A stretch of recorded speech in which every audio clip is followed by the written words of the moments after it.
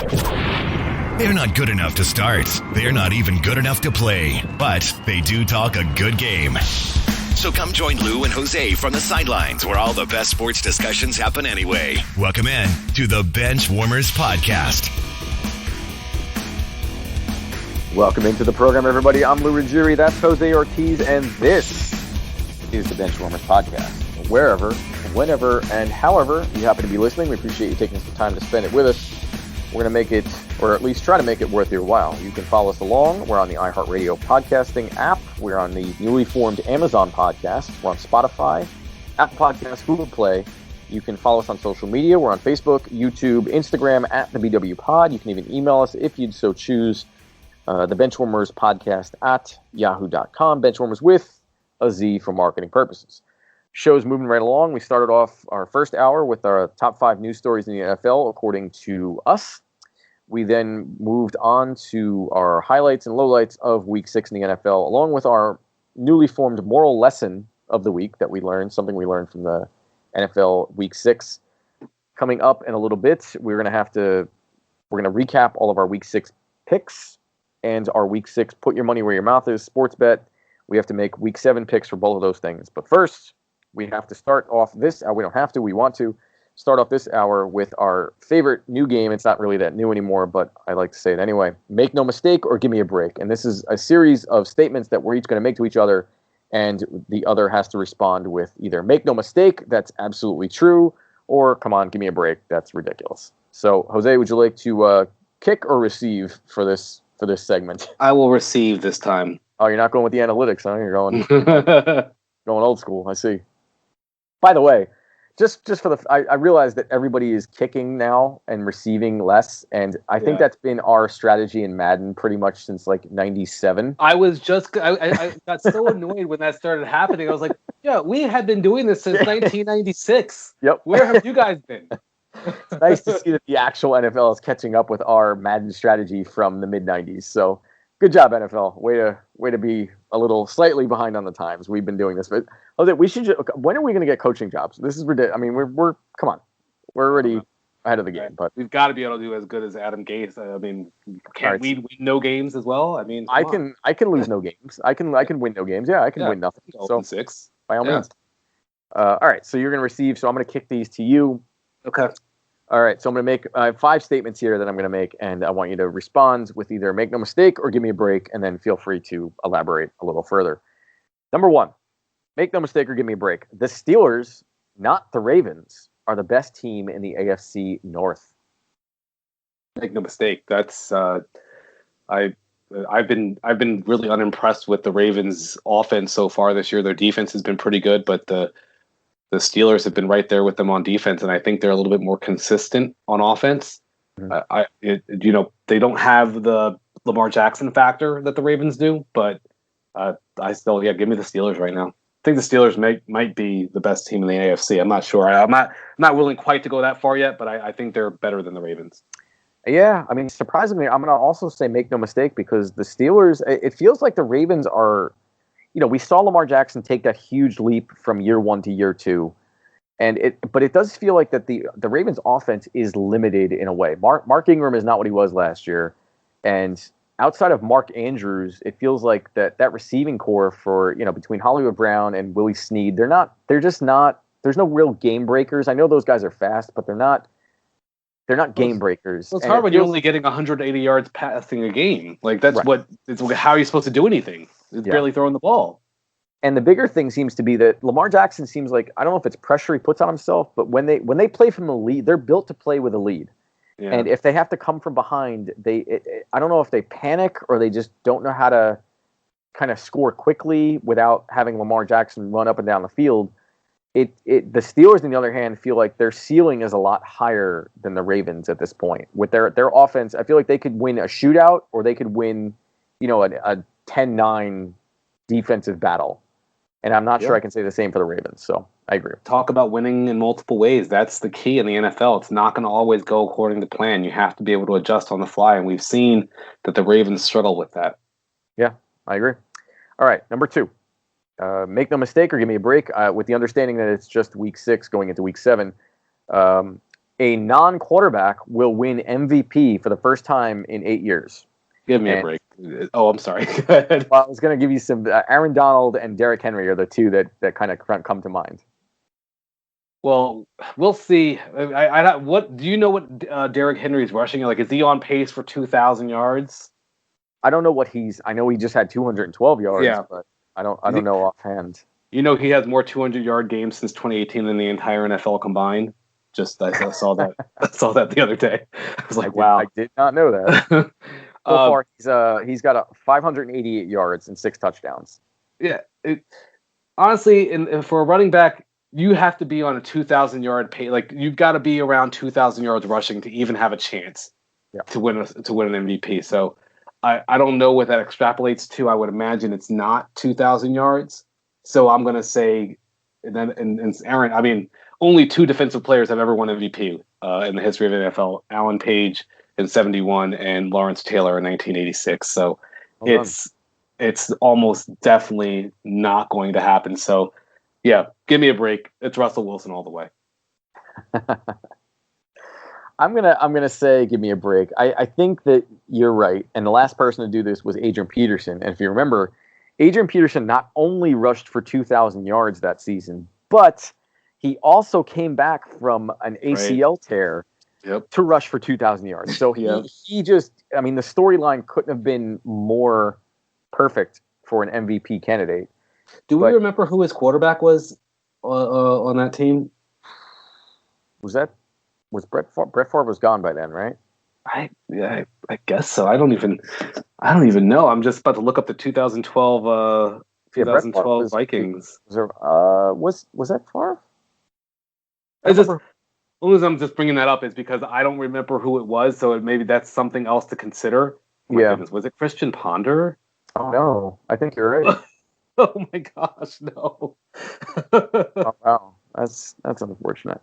Okay, well, either way, just because Ryan Tannehill versus Mr. Nobody, because we couldn't even think of who it was on the Vikings. That's certainly a factor as well. Where literally the only show in town was Adrian Peterson.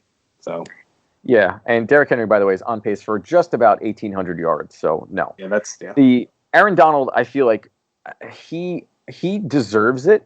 I think, but the only way that he's going to get it is if there's something that's, it's easily consumable by voter standards, and by that I mean if he were to break Michael Strahan's sack record, I think then but even then he might just get Defensive Player of the Year. But if he were to do something that historic. And that record stood for, I mean, it's well over a decade now. Yeah. I think that people might start, because you've heard his name enough. He's been the most dominant defensive player in the league pretty much since he came into the league. And so I'd like to see him win it, but I do think that it's basically a quarterback award at this point. He needs some interceptions and like fumble recoveries for touchdown. Like he needs other, sacks alone aren't going to get it. He needs something unless he else, obliterates the sack record. Yeah, unless he obliterates the sack record. If he gets the sacks. Yeah, but the Rams would also have to be, they have to be like 11-5. Like they have to be a playoff team, and he has to be clearly the reason why. If they don't have a dominant defense, it's not going to work. So, I agree. All right, number 3. Make no mistake or give me a break. Injuries notwithstanding, so not due to injury, one of these quarterbacks will not be the starter by week 10. Kirk Cousins, Phillip Rivers, Baker Mayfield, Nick Foles, Carson Wentz. Can you repeat the names again?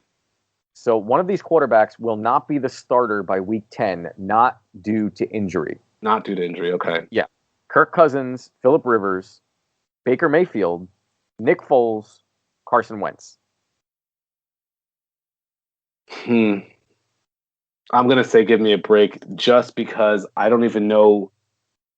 I mean, maybe Carson Wentz would have an opportunity just because of the high draft value high draft capital that they invested in Jalen Hurts. But I would say give me a break just because they don't really have anyone on the bench. You're not going to go back to Mitch Trubisky if you're the Bears. I don't even know who the backup for the Vikings is, or for the Browns for that matter. So I don't. I guess it's Case Keenum for the Browns. You're not going to Case Keenum. You know what I'm saying? So I'm gonna say give me a break on that. I am going to say make no mistake.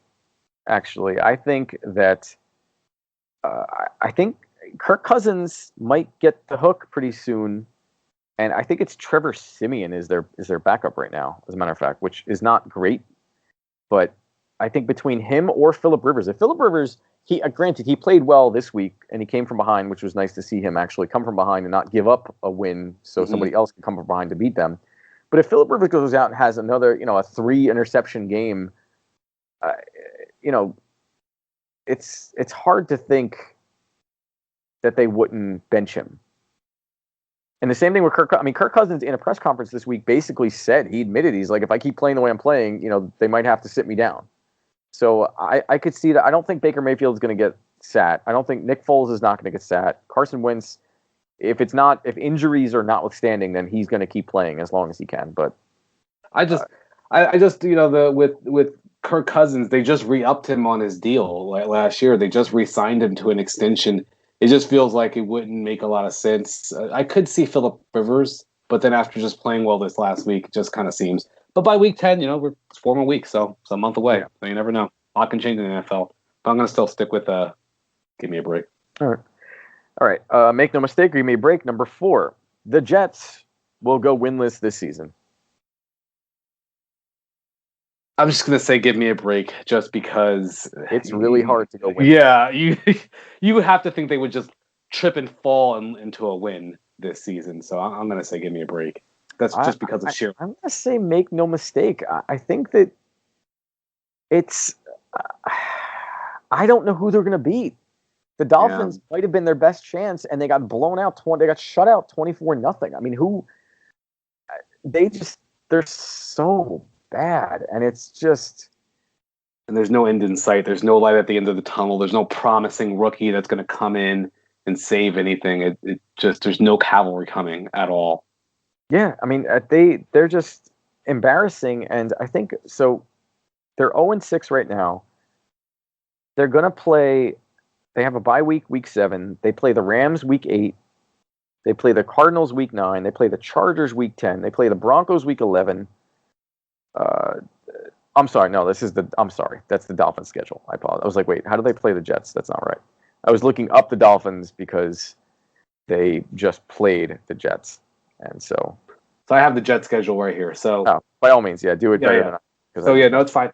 So the Bills, they're on the road against the Bills next week. That's a loss. On the road against the Jets the week after. That's a loss. On the road against the Patriots the week after that. That's a loss. Actually, I'm sorry. They're at home against the Patriots the week after. So that's still a loss, though. Yeah. They're on the road against the Chargers. There's a window there. There's a chance that that's a game they win. Maybe. But then they have the Dolphins. They're at home against the Dolphins. You never know. The Raiders are going to beat them the week after that. Seahawks, Rams, Browns. Yeah. They have literally maybe 2 chances for a win that I see on their schedule. They're on the road against the Chargers or at home against the Dolphins the week after that. Yeah. The Chargers might be their best bet, but the Chargers are a better team top to bottom. Yeah, absolutely. It's not close. I'm going to say, I think they go, I mean, I hate to say it. I don't like when teams go 0-16, but I think it's going to happen this year. It's very hard to happen. Yeah. And which leads me to number 5, and might make no mistake or give me a break. Bill O'Brien, Dan Quinn, and Adam Gase are all cursed. And the rationale I use for that is that Bill O'Brien got fired. Suddenly the Texans put up 40 points. And they still lost this week, but they put up more points than we've seen them put up in a while. Dan Quinn gets fired, and suddenly the Falcons come over and beat the Vikings. And Adam Gase is still a coach of the Jets, and they're 0-6. It just feels like, Adam Gase is like the coaching version of Poltergeist, where it's just, his career is built on a cemetery or something. Like, it's just, I don't know. What do you think? Yeah, I'm gonna say make no mistake. Cursed. I'm not usually a person who believes in that type of stuff, but I don't know what's happened to the Texans. All of a sudden, look like a competent offense. Yeah. Dan Quinn. Yeah, I think it was more about Julio Jones coming back this past week than anything else. 28-3 though. Don't forget. Yeah, no, it's true. It's true. But still, Yeah, and then obviously Adam Gase. I mean, he's just I'm just gonna until I start could. calling Adam Gase Poltergeist from now on. Yeah, poltergeist. You know what? I don't know. He just sucks the football life force out of you, and then you just it's like I don't know. He's like a football vampire. He just Yeah, sucks all the football juice out of you or something. I don't know. He's just bad. So yeah, make no mistake. There's something going on there. I agree. All right. So I'm going to say that mine are not as good as yours this week. I feel like I need to bring the heat better next week, and I'm going to do that. But I'm just going to still throw them out there. Yep. Number one, this is based on something I kept hearing on the Cowboys broadcast when they were playing on Monday Night Football against the Cardinals. Andy Dalton. They weren't actually playing, by the way. That was Andy Dalton is the best backup quarterback in the NFL. Now it's kind of tough. I had a list of backup quarterbacks that I wanted to throw at you. Yeah. So my choice. So actually, I'm not even gonna give you my choice. I'm just gonna see here. There's Mitch Trubisky. Mm. There's, I guess, now Ryan Fitzpatrick taking over for Tua Tagovailoa. Mm. There's Jameis Winston. There's Jacoby Brissett. Nick Foles. Well, I guess no, I said Mitch Trubisky. So Case Keenum, Tyrod Taylor, Marcus Mariota. I'm gonna say give me a break. Just with Case Keenum. Case Keenum made it to the NFC Championship. Yeah, I'm gonna say give me a break just because I feel like Jameis Winston is like if the Cowboys happen to have Jameis Winston as their backup as opposed to Andy Dalton, I'd be way more excited about what the Cowboys could do, but it'd be more exciting. I mean, he'd be throwing picks and yards and everything, but they're already throwing picks, so it's not like he's gonna do much. It's not like what would really change. Case Keenum's got a better. He's made it further, so it's hard to argue with it. Yeah. All right. Number 2. Every team in the NFC East should draft a quarterback with a high pick this offseason, and when I say high pick, I mean first 3 rounds. Every team in the NFC East. I mean, this started off as like a one-team question, and I realized it kind of went for the entire division. I mean, I'm going to say give me a break only because the Eagles don't need to, because I think Jalen Hurts is going to be good enough to be a starter very soon. Other than that, I think it's absolutely. Yeah, I'm going to say make no mistake, even with the Eagles, because I'm not convinced. You know, we already know that you're higher on Jalen Hurts than I am, but it's not even necessarily about Jalen Hurts. I just think you need more. You need more competition. Like they just need more arms in that offense. And you know, with the Cowboys, Dak Prescott's going to come back. They're probably going to put him on a franchise deal. You want to get a backup quarterback. The Lou Ruggieri quarterback system works if you start it that way, right? If you say, okay, we're going to draft a quarterback high, like. For instance, the Browns should draft a quarterback high next season and just see what you have in your starter and just not just assume that he's the guy. So, yeah, they all should be drafting quarterbacks next year or this offseason.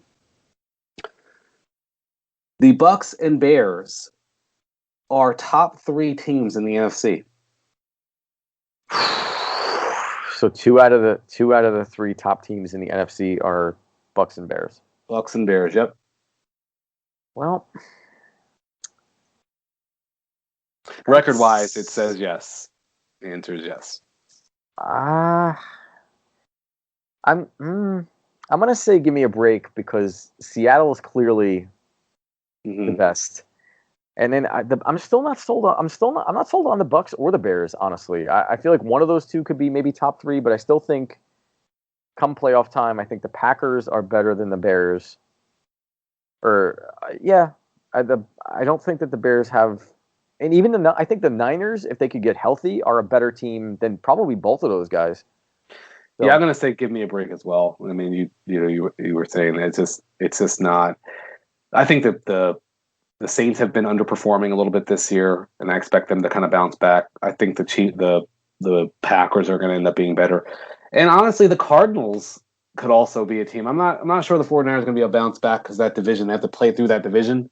But I would say, certainly give me a break. And speaking of being best team, the Chiefs are still the best team in the NFL. Man, that's harder than it's. I guess I'm gonna say make no mistake, just because they're still the champs, and they found a new way to win this week by running the ball and playing good defense against a team that should have come out and really had something to prove, and they found a different way to win. It's tough because the Seahawks were on bye, so they're not playing. And then Pittsburgh, like we talked about earlier, Pittsburgh is they're making a case, and the Titans for that matter. Titans, everybody's sleeping on the Titans, but I'm going to stick with the Chiefs for now, but that just might be because I'm stubborn. Yeah, no, I agree. I think the Chiefs, I'm going to say, make no mistake, the Chiefs, they're still 5-1. It's not like they're off to a 3-2 start or 3-3 start or something like that. They're still 5-1. They got clipped by the Raiders. It was in Las Vegas.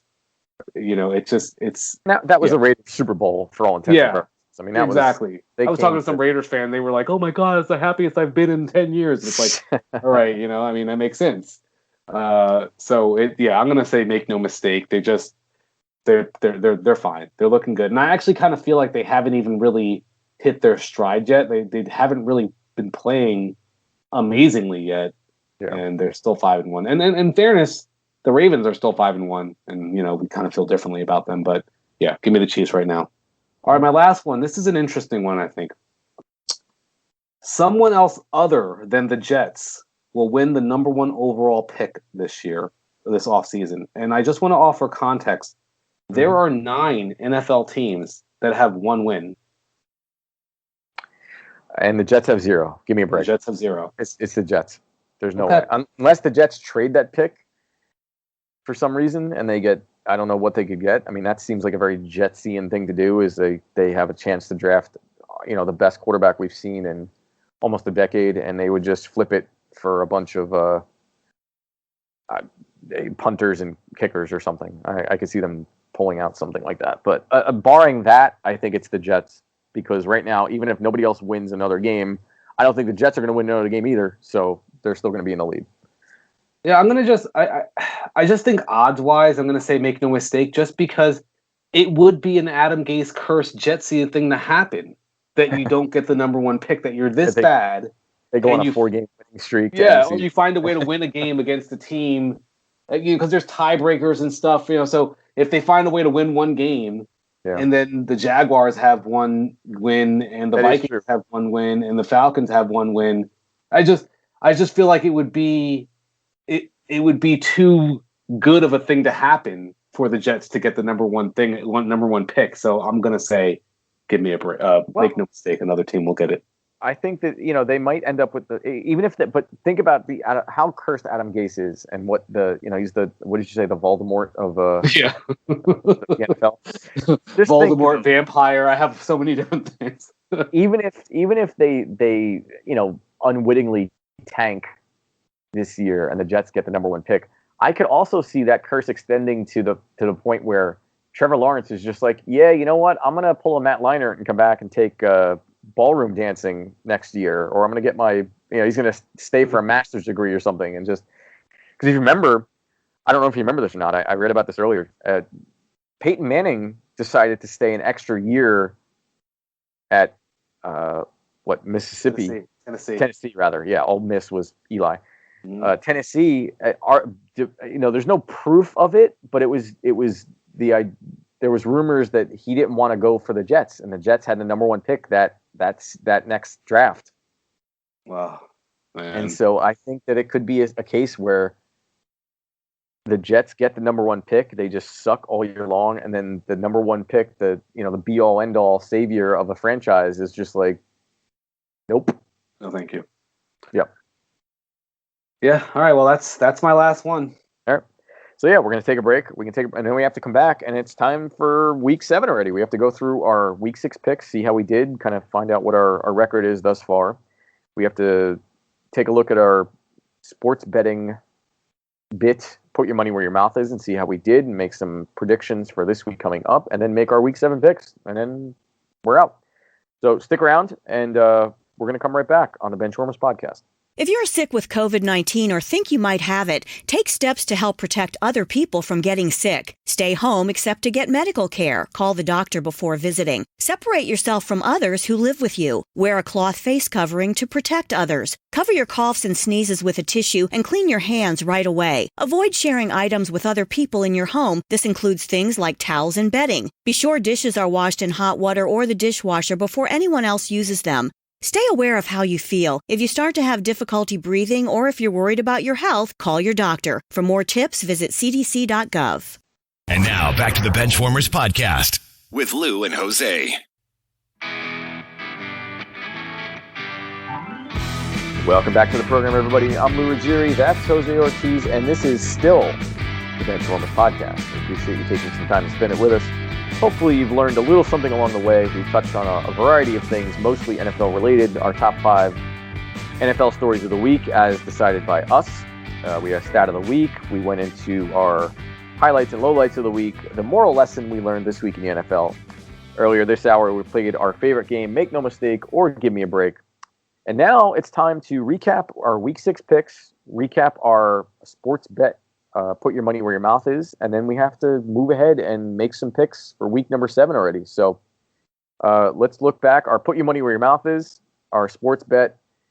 For the first time, I was 5-0, and I got, I mean, if you're going to lose big, right? So I picked the Packers -2 because I thought the Packers were going to blow out the Bucks, and I was right about the score. I just picked the wrong team, and I got embarrassed. So my first win, I am now not perfect anymore, so I lost that bet. Sorry if you bet with me this week. And I actually finally got a win. I finally picked up a game on you. I am now, by the further you're 5-1. I'm now 3-3. I nailed the Cards -2.5 at the Cowboys. Crazy thing is, it could have been the Cards -20 at the Cowboys, and I would have covered. So I felt like the Cowboys would struggle in their first game back and with Andy Dalton, and they did. So, yep. And then so our picks. Yeah. So I'm taking the Seahawks -3.5 at the Cardinals. I think it's going to be a shootout, but I'm expecting the Seahawks to come out on top by at least a touchdown.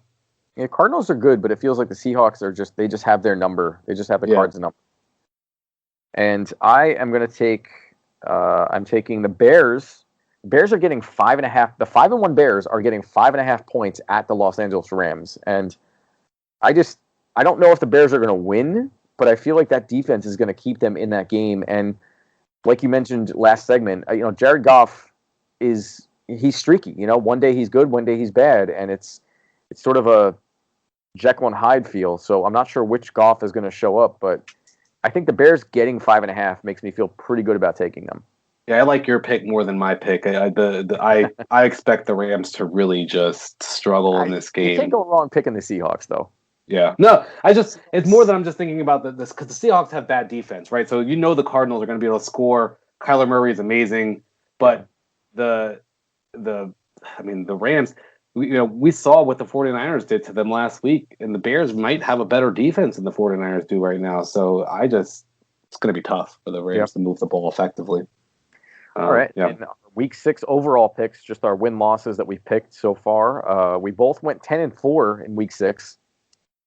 And our overall record, I am ahead of you by 2 games. I'm 66-24-1, and you are 64-26-1. So there, neck and neck, and we're doing pretty good. So if you want to go through, we can pick. Let's just run right through it. All right. Our weekly picks here. Okay. Thursday Night Football, New York Giants at Philadelphia. New York Giants at Philadelphia. Philadelphia's missing some pieces, but I still think the Eagles are. I think that front four for the Eagles is just going to annihilate Daniel Jones. Give me the Eagles. Yeah, and the Giants look like they might be without Darius Slayton this week. I just don't think they're going to be able to move the ball. Daniel Jones is bad, very bad. Yeah. All right. Cleveland at Cincinnati. I think Cleveland is a little angry about getting slapped around by Pittsburgh, so they're going to take it out. It's like the big brother beats up the middle brother, and then the middle brother beats up the little brother. I think Cleveland is going to smack around Cincinnati like they got smacked around by Pittsburgh. Well, I don't know if I would say smack around, but I think Cleveland's going to win. I think this is going to be closer than Cleveland would like. But I still think Cleveland wins. Okay. All right, Pittsburgh at Tennessee. This is game of the honestly week. This is the game of the week, and I don't think I've ever said that about a game that Tennessee's played in, even when they were in the championship game or the playoff games last year. Yeah. It's at Pittsburgh. Tennessee. Oh, it's at Tennessee. Man, I'm gonna pick Pittsburgh because I think that their offense is just a little better. I think their offense could win them that game, and they have a couple more playmakers on it. I know Derrick Henry's a monster, but I think the playmakers on Pittsburgh, somebody's going to show up, whether it's Claypool, maybe it's Ebron, finally, or Ben's going to make a play. I believe in them more than I believe in the Titans, for good or bad. But as much as I want to go different from you, I've got the Pittsburgh Steelers too, and to me, it just boils down to I feel like the Titans could easily be 3-2 or 4-1 right now. You look at they had a 2-point win against the Broncos, a 3-point win against the Jaguars, a 1-point win against the Vikings. They just escaped the Texans last week with the last-second touchdown. Yep. In overtime. So I just look at the Steelers as being a more complete team, top to bottom, and just a better overall team. So we'll see. Yep. Carolina Panthers at New Orleans. I think this game is better than we think. As far as I know, McCaffrey's still out, right? He's not out this week. Probably won't come back till week 8. I think it's going to be the Saints. I'm going to give me the Saints, and I think it's going to be their defense that wins them the game, not their offense. But I think Michael Thomas is back too. So yes. Give me New Orleans. They're off the bye. They haven't been playing well. The Michael Thomas is back. Yeah, this game has gotten, and it's in New Orleans. I think this is a blowout. I think the Saints could definitely be a get right game for the Saints. Yeah. Speaking of a get right game, Buffalo Bills at New York Jets. Well, I know these are just win losses, but I mean, should we give the Jets some points on this one? I mean, if I gave you Jets plus 20, would you take the Bills or the Jets? I'm not gonna. Obviously, I'm just curious. Plus 20. Plus 20. Plus 20, I might actually take the Jets. Yeah, you would have to there. I feel just based on the odds. Just based on the odds. I mean, Buffalo. Give me Buffalo though, since we're not seeing points. That's an obvious. That's like the free space in bingo, where it's just like, come on, just yeah. Well, that's what I said. Of all the get right games, the Bills are coming off 2 losses in a row, and you get the Jets. Like that's the perfect. That's blown out by the Titans, right game. Beat up by the Chiefs, and then you get the Jets coming in. So it's just like. Here you go. We're sorry about that, NFL. All right. This will be a revealing pick for you. The Dallas Cowboys at the Washington Redskins. Oh, God. I don't know. How many times is Zeke going to turn over the ball in the first quarter? I'll tell you right now, I've got the Redskins winning this game. Yeah, I mean, it's hard to... Chase Young's back. I just saw a really inept offense out there, and it just I don't see how it gets better in 1 week. And it's not like the Cardinals had a world-beating defense. Yeah, I somehow I think give me the Redskins. I get Actually, Washington football team. They keep making that whatever. mistake.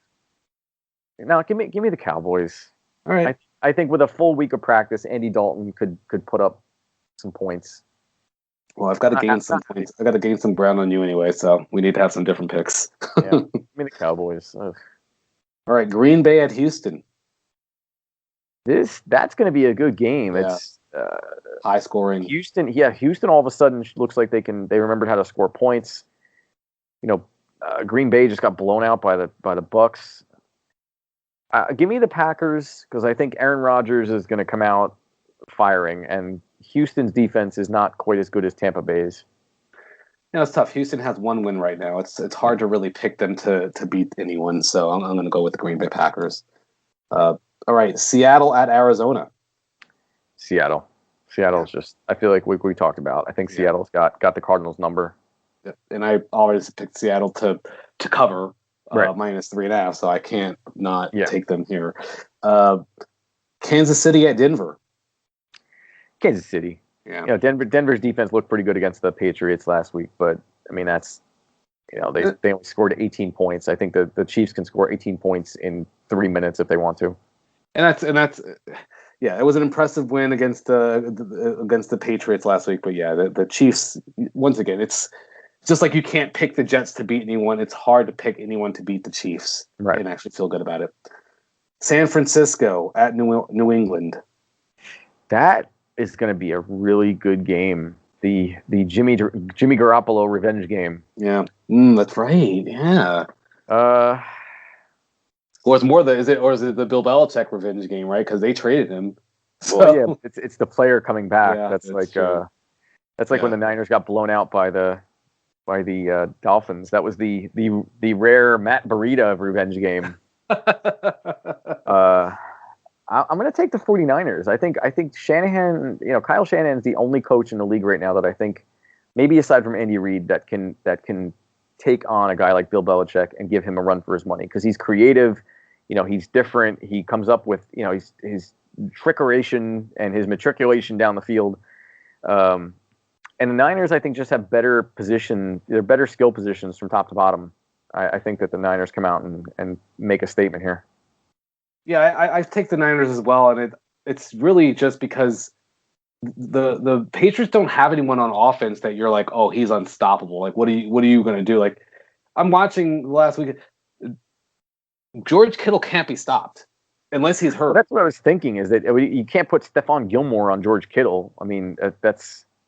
And it's almost wasteful to put like a top corner on one of the 49ers wide receivers, because they don't play traditional, like they're running the ball out of the backfield. They have all these different gimmicky type of plays to kind of scheme guys open.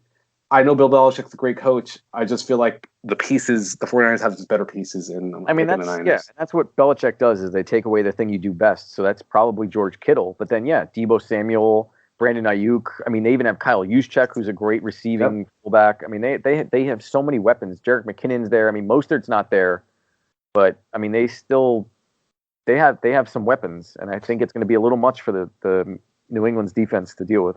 And I'd be very surprised if George Kittle gets shut down. I just don't see it happening. He finds a way, man. He breaks tackles, and he's a monster. Jacksonville at Los Angeles Chargers. Chargers. Yep, same. I can't pick the Jaguars. I just can't. Sunday Night Football. Tampa Bay at Las Vegas Raiders. I think this is going to be a great game. We saw the Raiders beat the Chiefs and the Saints, and we just saw the Bucs blow out the Packers. I think I'm gonna give it to the Bucs. I think their defense, if their defense can do that against the Packers, I can't see Derek Carr having much of a. I mean, the Raiders have better skill positions than the Raiders, than the Packers rather, except for the quarterback, but. I think that the Bucs defense is just going to be too much to handle. It's interesting. I think that's a hot take that you just said there, that you think that the Raiders' skill position, because the Packers have Devontae Adams and Aaron Jones, but it's just I'm not saying I disagree. Josh Jacobs, Henry Ruggs, Darren Waller. Yeah, Darren Waller. Yes, I'm not saying I disagree. I think it's a bit of a hot take. Hunter Renfrow. I mean, my God, he could be a starter on the Packers. That's a good point. Once you get past Devontae Adams and Aaron Jones, there's no one else. Josh Jacobs and Aaron Jones are kind of push. I mean, Aaron Jones might be a little bit better, but I think Jacobs is great.